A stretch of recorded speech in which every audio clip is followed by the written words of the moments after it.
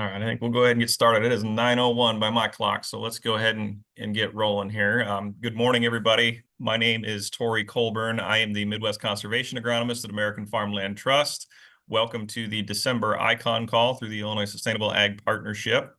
We want to kick things off, just let everybody know that we would like you to introduce yourself in our chat, put your name, your organization, and your role, and the location that you are working from.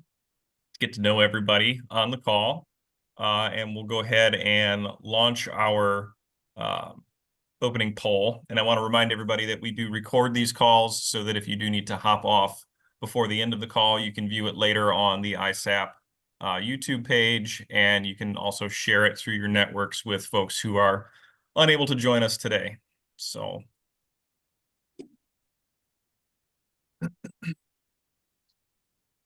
give everybody a minute to answer our poll.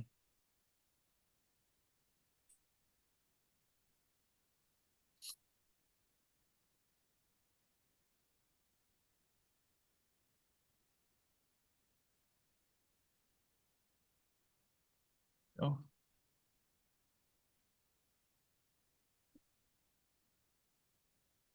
Okay.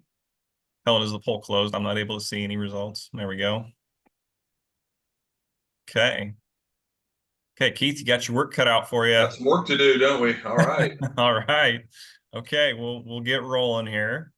Get just a quick run through of our agenda today. We're going to have Keith Berns present to us, and then we will have some time set for question and answer, and then we'll provide some news from around the ICON network and some additional updates from other folks on the call, and then we will be offering CEU credits at the very end.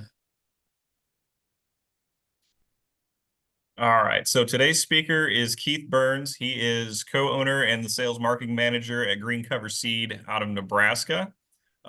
He's here today to present to us on the SmartMix calculator that they have developed and use frequently.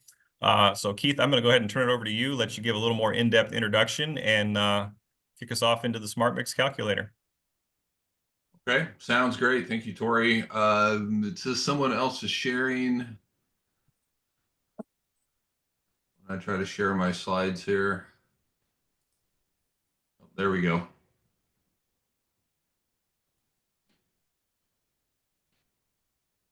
There we go. We see your slides. Go ahead. All right, perfect. Well, yeah, nice to be on here, everybody. Thanks for letting me share just a little bit. This is a picture of Green Cover. The picture on the left is our facilities.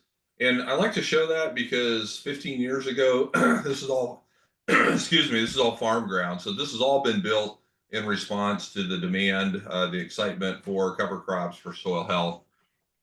And so I just like to look at that and think how far not only green cover has come, but as an industry we've come. And so I'm going to share some information about the SmartMix calculator, which is a tool that we developed to help people. But before we do that, I want to just spend a few minutes going through, why we do cover crops, because before you can build a mix on a calculator and the other tool, you have to understand some fundamental principles. And the first one is, why would you do a cover crop? And any of the folks, any of the farmers that you work with, they should always know the answer to this question before trying to build a mix, because building the mix is going to be predicated on what do you want to try to accomplish. So I'm not going to go through each one of these. There's more goals than just this, but there's lots of different reasons why you would want to do a cover crop. They're all good reasons, but they don't all work together, because sometimes if you really want to control weeds, it may affect your ability to fix nitrogen out of the atmosphere, for example. So you really need to understand what your main goals, what are the purposes for doing these cover crops are, and then when are you going to be able to plant them? Because that really makes a big difference. Is it a fall planting? And is it a summer planting, spring? Just the timing of all this affects things so much. So you kind of have to know that information as well. And then how are you going to do it? Are you going to drill it? Are you going to broadcast it? Are you going to use a plane, a helicopter, a drone, a drill? Lots of different things. But the key is, especially if you're doing a fall planted cover crop, get it in as soon as possible, because those days in September, early October are really, really important. And if it gets delayed too long, there's still some things you can do, but you really limit your choices and you limit your options. We'll talk about that just a little bit here. And then how are you going to do it? Again, are you going to drill it like this? Are you going to use some, kind of new technology like using your combine as a seeder, high boy, plant it before you harvest? Just there's lots of different options out there how you're going to do it. And then, the question that we're going to look at today is what are you going to plant? What cover crop species? Is it just one thing? Is it multiple things? How do I decide what is going to be the best things to put out in my situation? And that's kind of why we developed the SmartMix calculator. We developed it in for our own internal use. And then as we built it out, we continued to improve it and then open it up for everybody to have a free account and use it. So uh, the biggest thing is we don't want to do any harm to the next crop. So ideally, a cover crop should be as different as possible from the following cash crop. So if you're doing corn, we want things that are as different from corn as possible, ideally, but that's not always, realistic to do. So just a couple of other things before we jump into the calculator. If soil health is your goal, then the diversity of that cover crop cannot be ignored or overstated. Plants were designed and created to grow in diverse ecosystems. If you look at nature, you look at good natural ecosystems, it's very diverse. It's diverse in the number of plants, it's diverse in the plant height, the rooting types, the leaf architecture. There's a great deal of biological diversity, diversity in maturities. Everything is just so diverse in nature. And when it comes to our agricultural systems, we have so much monoculture. We have to get out of that monoculture mindset when it comes to our cover crops, and we need to look more at nature as our template because we will build resilience into our system when we have diversity in there. So, but we also want to keep things balanced because even good things can become harmful when not used in moderated balance. So, the best way that we know of to introduce diversity into our cropping systems is through cover crops because you don't have to have specialized equipment, specialized knowledge, or specialized markets that you would need if you're going to diversify your cash cropping options. So, we work with growers in California and they're growing 15 different cash crops. And good for them. That's a great way to diversify your operation. But each one of those cash crops requires a little different equipment, a set of specialized knowledge, and different markets. And for most of us, many of us, that's just really difficult to do. But cover crops make that so easy because we don't need special equipment. We don't need a lot of specialized knowledge or markets. Primarily, we don't need the knowledge or the equipment because we're not taking it out to a grain harvest or a produce harvest. We're just trying to let it grow vegetatively, and that's typically relatively easy to do versus taking it all the way to harvest or to market.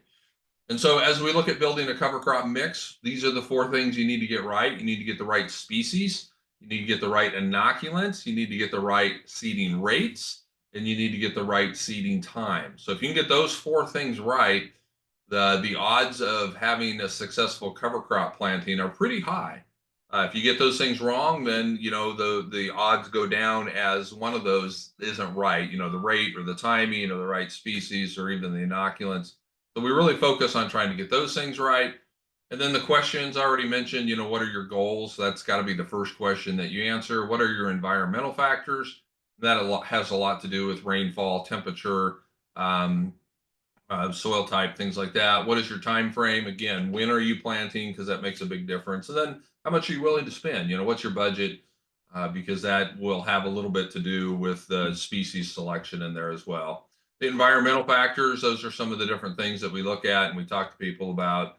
Time frame, here's the different time frames where you can plant a cover crop, pretty standard, and then budget, these are kind of the ranges that we think in, low budget, medium budget, high budget, and then really high, which would be special use type things. If people are willing to spend, those high amounts if they feel like the benefits, the economic return that they're getting will justify it. So again, diversity is key and very, very important, but there's a couple caveats to diversity. One is the more specific your goals or concerns, the less diverse your mixes will be. So this is a picture of a customer of ours who his number one goal, he's an organic producer, number one goal, produce nitrogen to grow irrigated, 200 bushel irrigated corn here in Nebraska. He can do that, but he's planting almost exclusively hairy veg. He's got 200 units of nitrogen out there, but it's not very diverse, but it's meeting the goals that he has. So that's okay. And then the second thing is the tighter your planting window, the fewer species will work. So the later in the season or the closer to the next termination or the next flipping of the field, the less diverse your mixes will typically be. So with that, I want to show this tool that we've developed since most people aren't familiar with it. So I will get this going here. Okay, so this is the SmartMix calculator tool. You can create a free account. You just go to greencover.com. You can sign up for a free account, and there's no cost to it. So I'm already logged in, so I'm just going to click this button that says Start a Mix. And one of the things that really makes the SmartMix calculator tool pretty powerful is it's got millions of data points loaded in this. Some of them have to do with geographical and climatic conditions. So when I signed up, it knew that I was from Bladen, Nebraska. So when I log in, it says, hello, Bladen, Nebraska, based on your zip code is 68928. Average rainfall is 26.73 inches. My first frost, the average is October 3rd. My last frost is around April 30th, and my plant hardiness zone is 5B. And that's all based on 30-year climate history data that's in the database. And so based on that zip code, it knows that, and it's going to use that information to help guide me through what are going to be the best things that I can choose here. Now, I don't want to do a mix for Bladen, Nebraska right now. We're going to do one for, we'll do one for Peoria, Illinois. I'm going to type that zip code in. As soon as I type that in, now it changes this. It says, hello, Peoria, Illinois. Your average rainfall is 36.38. You've got a longer growing season. Your first frost is 10/19. Mine was 10/4. Last frost is 4/18. Mine was 4/30. So you've got 3 to 4 weeks more growing season than what I do here in Nebraska, even though the same plant hardiness zone. But you've got more rainfall and more growing season. So that's going to affect what we're going to be able to choose or select for our cover crop options here. So you name your mix. So we're just going to call this test mix 1, acres to plant. I always like to use 100 because that's just easy math. Are you going to have any irrigation? Now, the irrigation, some people irrigate cover crops, some people won't. One cool thing about this is if you think you're going to be in a drought or a drier time frame, you can actually put negative irrigation inches, and then the program or the algorithms behind this will actually kind of simulate drought conditions. And what it does is it'll help adjust your seeding rates a little bit. Bagging options, we're going to put this in a tote. No, we're not organic. So these are just questions that we need if we're going to actually work with you on a seed order. How are you going to seed this? Are you going to drill it? Are you going to broadcast it? Broadcast with incorporation. Again, this is going to somewhat affect our seeding rates that the program is going to suggest or recommend. So we're going to drill this. And basically, I want to go through a scenario here of someone who has some wheat in their rotation. They're harvesting the wheat in the summertime. We're going to plant a really nice, diverse mix and then plant corn into it the next year. And I know that's not the most common scenario out there in the area, but it's one where I can show you the most diversity choices. If I was saying I'm going to go to beans next year and I can't plant this until October 25th, well, I mean, that's a pretty easy mix to put together. You do cereal rye and maybe you throw in 1 or 2 other things. We don't get to look at a lot of diversity doing it that way. So this way we'll be able to see a lot of diversity. So I choose my cash crop because, again, we don't want to do any harm to the next cash crop. So this has an impact on what species will be recommended. So we're going to go corn next year.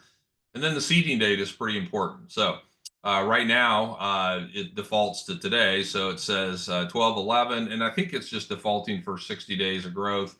And right now, this program knows that my growing period is going to last 60 days, but it's got 0 growing degree days in it because of this time frame. So yeah, nothing's going to work in that time frame. So I'm going to change this. I'm going to say, okay, we're going to plant this We're going to plant July 22nd, I think is realistic for getting my weed out and getting the cover crop in.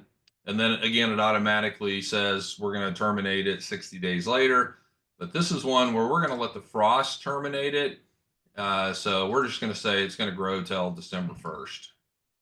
So now 132 days, but it's not looking at every day the same. It knows how many growing degree days that your zip code has for each of these days. And so now it says you got 1,659 base 50 growing degree days and 2,700 base 40. And the difference there is warm season crops like corn and soybeans are all based on base 50 growing degree days. Any of your cool season things like, rye, wheat, radishes, vetch, clovers, peas, those are all on base 40 growing degree days. So it's saying I've got a lot more growing degree days for cool season things, but 1,650 warm season growing degree days is still plenty of time to grow things vegetatively. Again, remember, I don't want this stuff to necessarily make seed. We're not trying to harvest it, because a lot of corn takes, 2,250 to 2,800 growing degree days to get to full maturity. But that's the great thing about cover crops is we don't want them to go to full maturity. We want them to grow vegetatively as long as possible. So this is just telling me how much growing degree days I have here. So then the important part, and I cannot go to the next section until I answer this question: what are my goals? What are the goals for what we're trying to accomplish here? So you can choose up to 3 goals. You have to choose one. The second and third ones are optional. So we're going to say here, then there's lots of goals that you can choose here. So let's just say that we are most interested in increasing our soil organic matter. That's a big goal of ours. However, we do have some livestock, so we are also going to choose supplemental grazing as the secondary goal, and then as a third goal, we'd like to provide some lasting residue for this soil. So those are the 3 goals that I'm going to choose. I got this all filled out. I can come back and change this later, but it's good to get as much done as we can. So I'll hit continue. So now it comes up, and now this is kind of the screen where we do a lot of our work here. Lots of information here. We haven't really figured out how to help people learn what all this information is. We do have some tutorials you can watch, but we're working on the next version of having a few more tool tips and just ways that you can self-educate as you go through it. The one important thing to look at is this box over on the right. And this is what sets our tool apart from like the Midwest cover crop calculator or any of those, because this is telling you in real time exactly what this mix will cost you. And that's important because it doesn't matter how good of a mix you put together. If it's not within the budget of what you were expecting or what you're willing to spend, it's not a very good mix. So as you go through and you build this, you can see exactly what the cost is going to be, and it breaks it down on how much is the seed cost, how much is the inoculant cost, how much is the mixing cost, and then it also does have some ability to calculate some shipping costs down here. So these are our goals up here. These are the 3 goals that we chose: increase soil organic matter, supplemental grazing, provide lasting residue. Right now they're all at 0% because I have nothing selected. And then down here, this is going to be a prediction of what the carbon nitrogen ratio of our mix is going to be.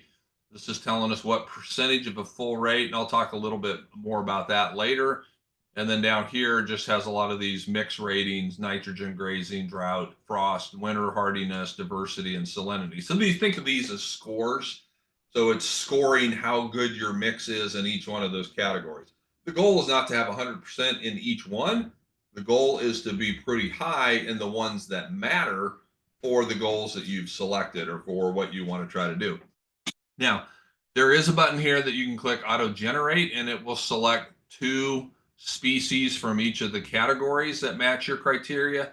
But I want to just start my mix from scratch. So I'm going to click on the big button here that says add species.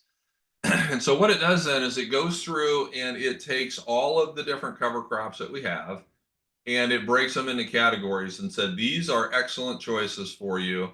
These are good choices for you. These are marginal choices. And then these are risky. And so I've got 20 excellent choices. I've got 58 good ones. I've got 2 marginal ones and 0 risky. Now, the reason that there's not really much that's marginal or risky is because when you're planting in the late summer, just about anything works. It's a beautiful time to do cover crops. It's our favorite time to plant cover crops because warm season and cool season both will work. If we had said our planting date was October 15th, there would be a lot of things in marginal and risky because, hey, we're going to get a frost in 4 weeks. All these warm season crops are going to be pretty risky. We don't recommend those. So you'll see this, you'll see these change as your planting date changes. And to some extent, they'll also change based on the goal. So for example, we have 0 legumes that are excellent choices. And the big reason there is that nitrogen fixation was not one of our top 3 goals. Had I chose that as one of my top goals, there would have been some legumes that would have showed up. But there will be some legumes here in the good category because they're still good things, and we'll still add some of them. So that's kind of how you look at that. So you can just click, here's my excellent ones. Here's the good ones. Here's the marginal ones. A couple things that just aren't really recommended for that time of year. So we're going to be working out of these categories. And as I go through here, if you don't know what something is, so say, for example, I'm looking at these legumes and say, well, I'm not really sure what a cowpea is. For many of these, not all of them, we're still working on them, but many of them, and I hope this works. Let's see here. There's a button here you can click, and it will theoretically bring up a video. I don't know if this is going to work over a shared screen or not. This should link to our YouTube channel where we have videos. Um, yeah, so I can play a video here, myself and one of my colleagues out in our test plots, and we'll give you a little 3 minute, 4 minutes, some of them are 2 minutes. We'll give a little video chat talk about here's what cowpeas are, here's what they look like, here's why you'd use them, here's when you'd use them. And so any of these that have the little play button have that ability to go in and learn more about it. Like I say, we're developing the rest of this. We don't have all of those on there yet. You also can see what plant family it's from. So all the legumes are the Fabaceae plant family. You can see what a full planting rate is. So it says 60 pounds would be a full planting rate for cowpeas. And that's going to vary based on your area. So 60 pounds is a higher seeding rate for Peoria, Illinois, than it would be for Bladen, Nebraska, because you get an extra 12 to 13 inches of rainfall and you have a longer growing season. So your full seeding rates for these cover crops are just going to be higher. So that's what that is. It tells you how many seeds per pound it is. And then it also tells you the cost. And this is current cost. Every day, this program is updating from our sales database. So if we make a price change, it immediately is reflected in here. So this truly is a real-time way of seeing what that mix is going to cost. So I'm going to say, well, I want some cowpeas. I've heard good things about sun hemp. I like that. I'm going to go back to my excellent because I know there was a lot of grasses here. I want I want some BMR dwarf sorghum sedan in here. I also want some of this pearl millet I've heard good things about. I'm going to choose those. I really like the sunflower and safflower for their deep rooted ability. I'm going to check those. Go back to my good screen and look a little bit more here. The brassicas didn't show up as excellent, mostly because of probably a timing thing. But if it's in the good category, we have no problem with people putting it in their mix. But we want a couple of brassicas in here. I like the radishes. I'm going to graze, so the forage collards are really good. And then I want flax and buckwheat. I put flax and buckwheat in almost all my summer mixes. Flax, buckwheat, and sunflowers, great ways to add a lot of diversity. Because if you look, everything in the legume family is from one plant family, Fabaceae. Everything in the grass family, or in the grass category, is one family, Poaceae.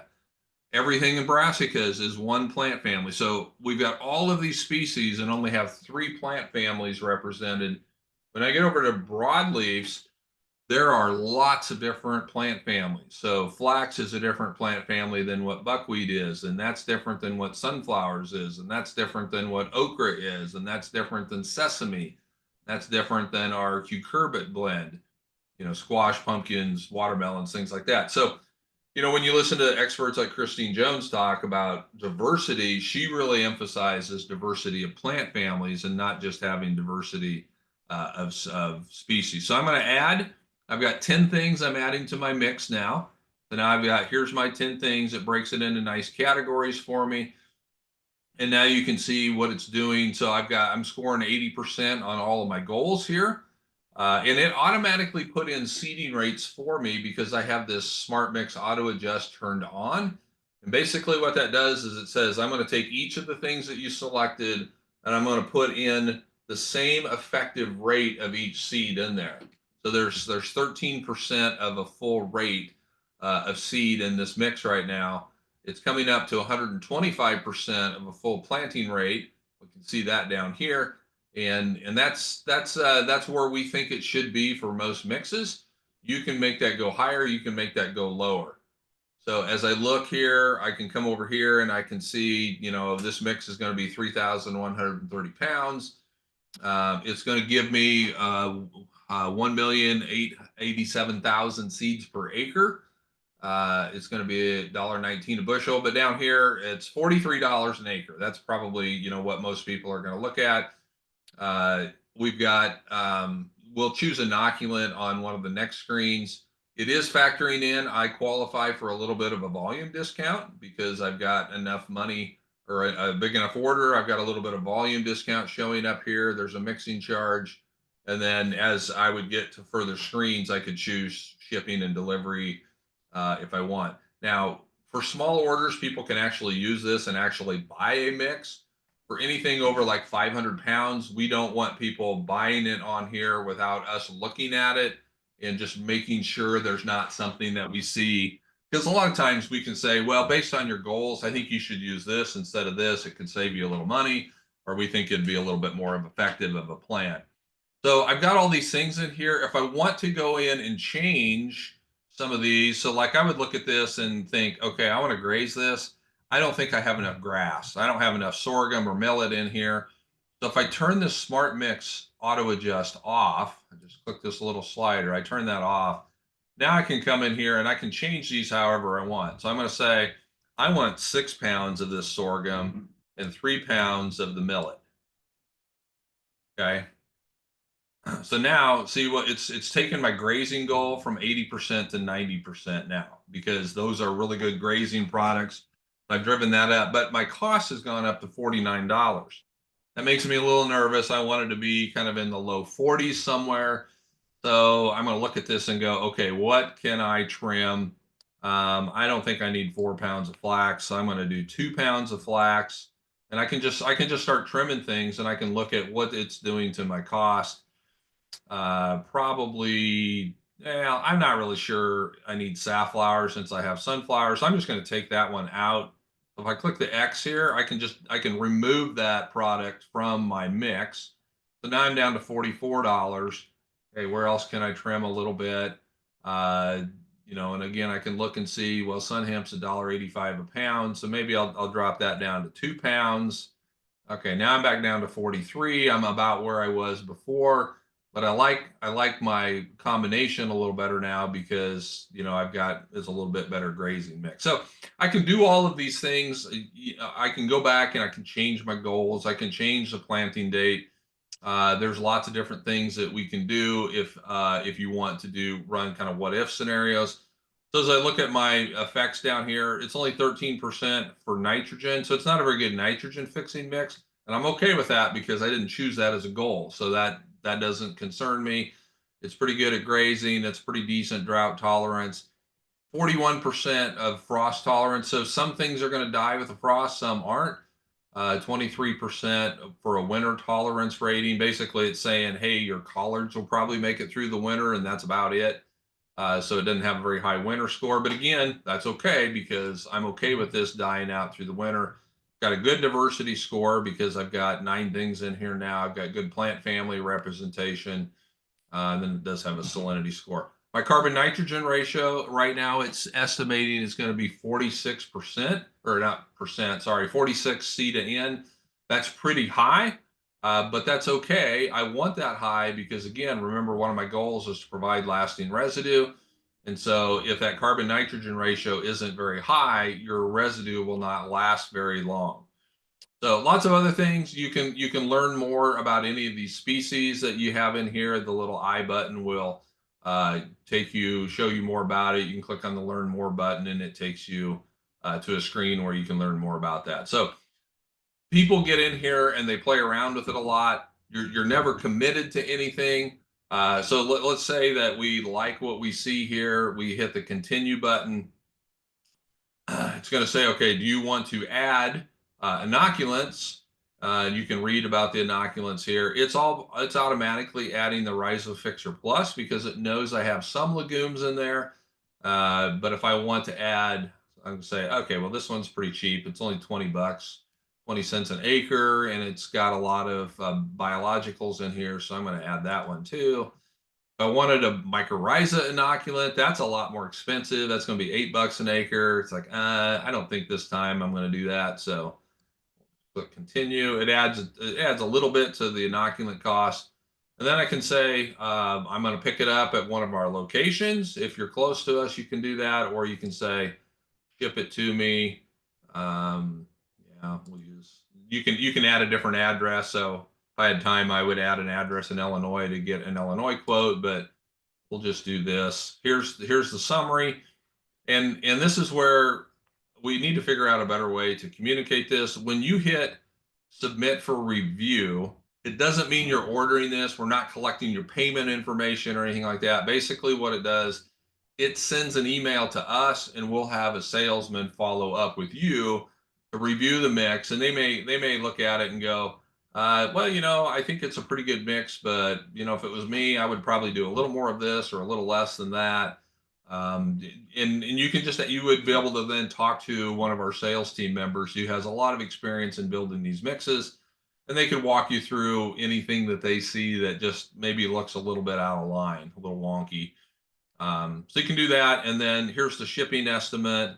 $214 for the 2 pallets, but I have a Nebraska address. That's why it's relatively cheap for that. But you would get a shipping estimate if you came all the way through. So if I hit submit for review, it is going to it's going to say your mix submission has been received. Again, it's not an order. Our staff will review your mix and follow up with an exact shipping quote.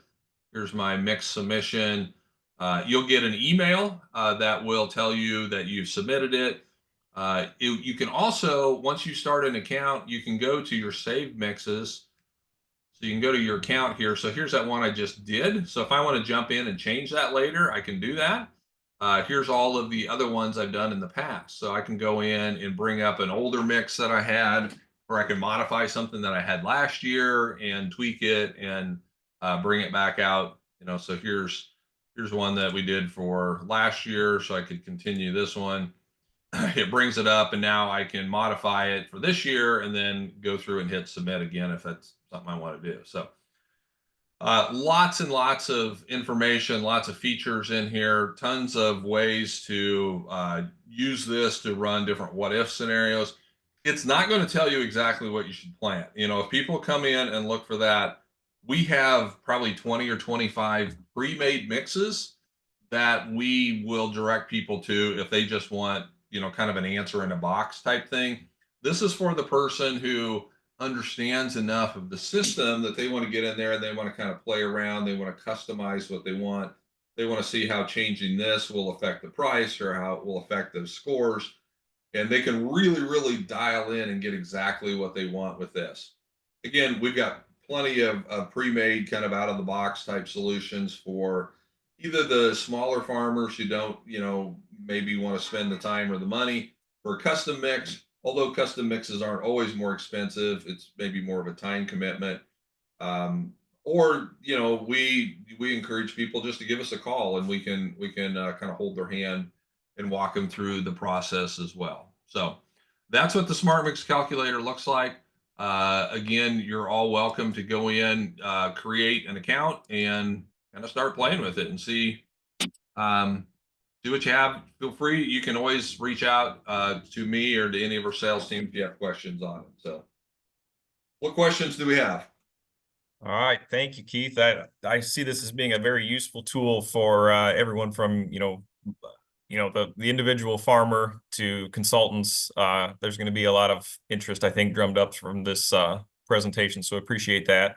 Do have a question I want to just kick off to you first is if someone you mentioned the account is free and it's anyone can have one, but my question would be, so someone creates an account, is it possible for them to use your calculator to create a mix or get a recommendation and then purchase seed locally from their local? I mean, can they take that recommendation, print it out, somehow communicate that to someone that they're working with locally?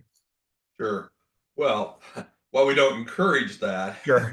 there's nothing, yeah, there's absolutely nothing to stop you from doing that. And we know that happens all the time. So yes, you certainly can do that. Okay. Yep.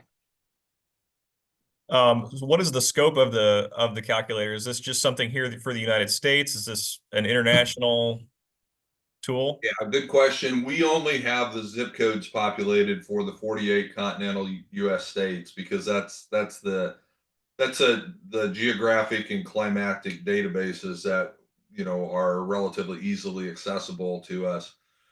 We get a lot of people from other countries wanting to use it and asking about using it. I said, well, you're welcome to create a free account. What they have to do though is they have to find a zip code in the US that most closely resembles their climate and then just use that as the zip code when they sign up. And then it's so difficult to ship seed to other countries because of import export requirements. We haven't focused a lot internationally because we just don't do a lot of sales there because of all of the paperwork requirements. So happy to have people use it, but we're not going to spend a lot of development time to bring in all their information if we don't have a way to monetize that somehow through sales. So they're welcome to use it. And I've helped countless people from other countries. I say, tell me about your climate, and they'll tell me about it, and then I'll say, okay, I think this is the zip code you should use because you got to match up both the growing season as well as the rainfall. Those are kind of the two main things. And then if they're in the southern hemisphere, then they just have to think opposite on their planting dates. Sure. Okay.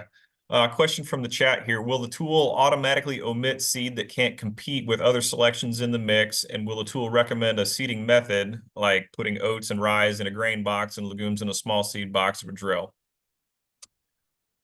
No, it's not that smart. And part of a good question, by the way. Uh, part of part of the reason that we don't do the omission type thing is because I don't think we're smart enough to know the answer to that question. Because I can't tell you how many times where I've had people say, "Well, I want to do this and I want to add this," and I think, "I don't know if I do that because I don't know that that's going to work." And then they send me pictures that it looks pretty good. And so the ability of these plants to grow together in communities is really pretty stunning and pretty amazing.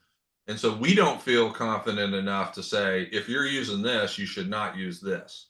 We Mm-hmm. don't have data to back that up. So no, we're not going to have the program say you can't do that. Now, what it will do is if you choose your cash crop and there's something that is very antagonistic towards that cash crop, it's going to lower the score and it should drop that down to lower categories for that. So there is some of that built in. And then what was the second part of that question? Will it recommend a planting method? Planting method. No, you have to tell it, if you're going to drill it or broadcast it. And it also doesn't, I think the question was, should I separate seeds? Um, we will ship 20 million pounds of seed mixes out every year. And I'll tell you that 99% of them are all mixed in one bag, large seeds, medium seeds, small seeds, all together, and people both drill and broadcast those with really very little issues of seed separation. There's some tricks of how you can operate your drill or your equipment to make that a little bit better, but for the most part, a good diverse mix won't have that separation like you'll see. Now, if you just had peas and turnips, a large round seed and a small round seed, you're going to get pretty quick separation on that. But when you start throwing in oats and buckwheat and flax and some of these odd shaped and different densities, they tend to pack in much tighter and lock together, and we just really don't have a lot of issues with that. Okay. So how many iterations of this tool have there been? And then I guess what's the plans for the future? Where do you hope to take it next? Yeah. Uh, well, I think it says SmartMix version 5. It's like 5.8 or 9 probably. And actually, this all started out on a big Excel spreadsheet that I was making and just using internally. And then I kept adding things to it. I took it as far as I could with just Excel technology. And then my son, who is a computer programmer, looked at it and said, "Well, I think I could code that, Dad." And I was like, "Really? I didn't know you could do that." Sometimes your kids surprise you, which is a very pleasant surprise. So he's our programmer. He's done all the programming on it, and he doesn't do it full time. He's got another computer programming job, so it's a little bit of a side gig. So uh, we have this is probably the third or fourth major revision of the coded program. We're in the process right now of making additional changes to it. Like the auto suggest, or where it will suggest the most popular things to put in according to your parameters that you set. That's a fairly new feature. The ability to check out online with small mixes is a new feature. So we're adding new features every year. The current We're putting a lot of time and our resources now into a companion product that will dovetail with this, that will help you look at. It's a grazing calculator. So if you want to graze cover crops, um, it's going to help you figure out how many head you could put in there, how long they could graze. You help you with your rotational patterns, and then give you an economic analysis to it as well. Because in this scenario that I gave here, really the question that people are going to ask is, well, am I going to get enough value out of the grazing to offset what I could have got by doing double crop beans? And so the grazing calculator would help you think through that and would show you how many pounds of beef you theoretically could put on, some stockers, or how many days you could carry cow calf, and then convert that to an economic analysis so that then you can compare that to the opportunity cost of not doing something else. So, we're still making improvements to the calculator, but we're really working more on a companion product that will kind of match up with it. The one thing I really want to see developed in the calculator is a biomass accumulation estimator. So if I had that mix and it grew for this many days, what would be an estimate of the biomass that could be grown from that, given the fact that we had, our average rainfall in that period of time? That's something I really want to get added. That sort of leads me into my next question. The part where it talked about the carbon to nitrogen ratio of that mix. That's something I think that is becoming more and more of a conversation topic around cover crops, is that carbon to nitrogen ratio. I guess what's some of the science behind the calculation that is given in that bar? Yeah, it's there's a lot of calculations going on for that. So basically what it does is, because it knows how many growing degree days you're going to have for that plant to grow, it has each one of those species broken into 7 different plant growth stages. And for each one of those, I have a C to N ratio estimated for that. And so it's looking at upon termination, and that's whether you're terminating it chemically, mechanically, or if it's a warm season mix, it will terminate it at your first frost date. So it's smart enough to do that math. It looks at what vegetative or what plant growth stage each of those would be at, what the C to N ratio is, and then it looks at what percent of your mix is that, and so then it adds all those up. So if you have some that are really high and some that are really low, it's not just going to do a straight average. It will do a weighted average based on, I've got a lot more rye than I had radishes in my mix. Or if I had 10 pounds of radishes and 5 pounds of rye, well, that's going to be a way different C to N ratio than, 70 pounds of rye and 2 pounds of radishes. So it's looking at all those different things, but it's really based on what stage of growth is that plant in when it's terminated. Because cereal rye, when it's vegetative, we'll have a C to N ratio of 18 to 20. But when it's fully mature, it might be 70. And Mhm. so it really makes a difference how far along the maturity that got. So the one place where the C to N ratio estimator is not very accurate is when you graze these things, you kind of Mhm. restart the clock, Sure. because now instead of my cereal rye getting into headed out stage, because I grazed it, it reset it, and now it's going to go back to a lower C to N ratio. I don't have a good way of compensating for that yet. Still trying to figure out what that looks like. Okay. Question here about drainage. So if I were to include remarks around drainage, wetter soils versus well drained, would someone be able to offer assistance and recommendations on the mix that I've created? Yes. In person we can, or in a phone conversation. The calculator itself, it has some salinity tolerance scores, which sometimes will correlate with wet feet, sometimes don't. We don't really have a way of having poorly drained soils as a goal or as a factor, so the calculator itself won't do a lot of differentiation there. Now if you go in and you watch the videos or you read about the different things, it will talk about some of those. But the best thing there to do would be to build a mix. And I didn't point this out, but there is a place where you can write comments or questions before you submit the mix. And you can just say, hey, I'd like someone to call me and talk to me about how well this would work in poorly drained soils or real sandy soils or heavy clay soils. And then when you submit that, your questions come right with it. And then when someone from our team reaches out to you, they've already had a chance to think about that a little bit to just kind of jumpstart that conversation. So um, yeah, it's not a perfect tool to where it's going to give you all the answers, because in this system, in these diverse systems, I don't think that's possible, and I don't think that would be a good thing. It's a tool to help you get started, to get you to a place where you can at least ask the right questions. And then for us, we want it to be a way that we can connect with people and help get a conversation started. And so we can jump into maybe more in the middle of a conversation instead of having to start at the very beginning. All right, I'll squeeze in one more. Do you have a demo plot location or a field day event? We do. We have fairly extensive field days every year. End of July, first part of August typically is when we do it. And we will have over 100 different cover crop plots that we look at. And so some of them are just, this is what a radish looks like, this is what sun hemp looks like. But we also will have a lot of the different mix combinations out there so you can see how things grow together.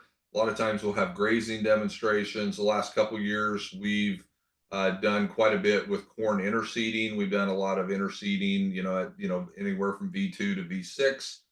30-inch rows, 60-inch rows, skip row. So we've been doing a lot of different things like that as well that we go through and we tour and people can look at it and we can talk about. Sometimes we'll do different treatments, different biological treatments or things like that, and look at how it affects these things. So every year is a little different. But yeah, that's at our farm right here in Bladen, Nebraska. So what I would suggest, if anybody's interested in that, if you just go to our website, you can sign up for our newsletter, and those are all free to attend. You can sign up for that, and then you'll know about them. We also, last year, we did I guess earlier this year in May, we did a really big event here at the farm with Dr. Christine Jones from Australia. One of the last things she did before she retired. And we'll probably do something like that again, where it's a real high level of soil health teaching. So it might be someone like John Kemp for Cole Masters or somebody that will do that. Will be a much smaller group of people. We'll have to charge for that because we'll have a lot more expenses, but it will be more of a high level, some classroom and then some out in the field type thing. So best thing to do is sign up for our newsletter, and that way you'll get those updates on what we got planned. Excellent. Well, yeah, thank you, Keith, for this demo and intro to this tool. I think there'll probably be a lot of folks on this call that you'll probably see a lot of accounts created here in the next 24 That's hours. good. That's what it's there for. So we appreciate you joining us today. Rachel, I think I'll kick it to you for a few updates real quick, and then we'll see if anybody else has anything on the call that we'd like to highlight. Let's see.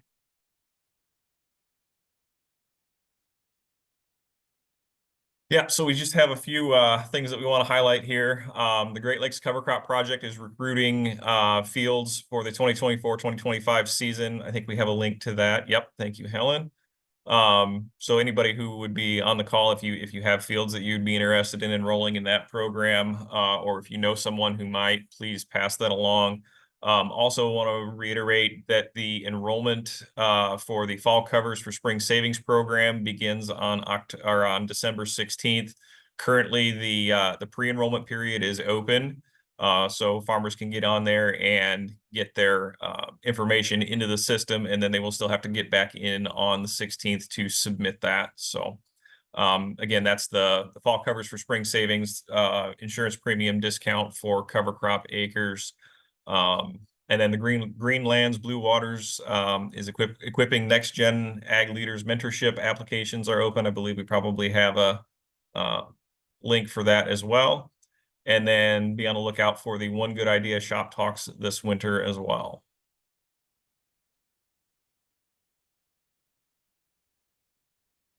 Want to remind everybody too that we, as with all of our ICON calls, we do record them and they will be uploaded to the YouTube page, ISAP's YouTube page, so you can get on there and review calls that you attended. You can pass it along to folks in your network. Plenty of past recordings are already on there. I believe this one, we intend to have it on there probably within the week. So be on the lookout for that. And if you had missed any of the past recordings, you can go back and review those as well.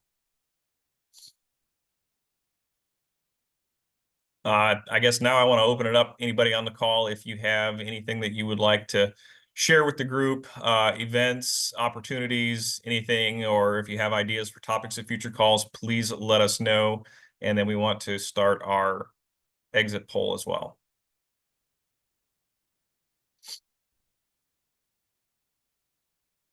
Does anybody have anything they'd like to share with the group?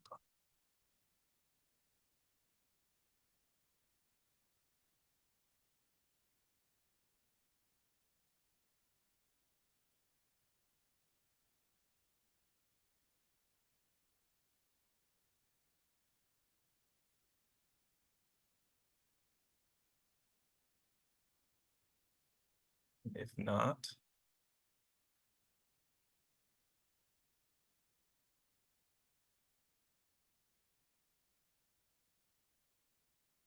not, I want to thank everyone for attending today's call.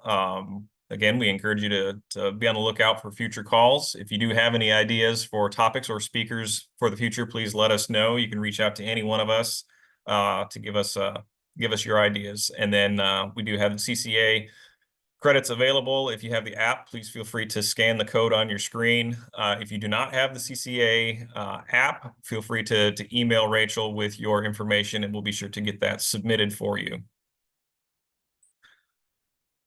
If nobody has anything else to add, I think that's probably the end of our call for today. Thank you everyone for joining us, and we look forward to seeing you again next time. Thanks everyone.